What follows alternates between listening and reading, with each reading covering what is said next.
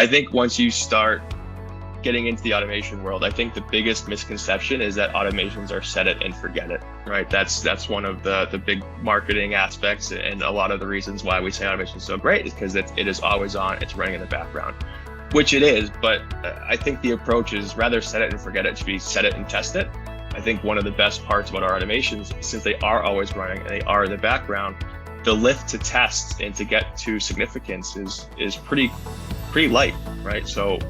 with almost all of our automations, at least half of them are running different experiments, whether that just be an audience experiment, whether that be a content experiment, whether that just be having two completely different messages,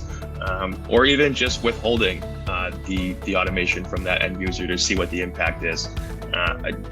Really where you can find some of the best efficiencies of the automations is while they're running, is you can constantly gain these small incremental improvements with these micro tests without having to put in a whole lot of effort, or without manually having to create two completely different campaigns and then build the audience, figure out the test and run it. You can really just set it, test it, and then once you hit significance, start looking, implement the change if it was significant,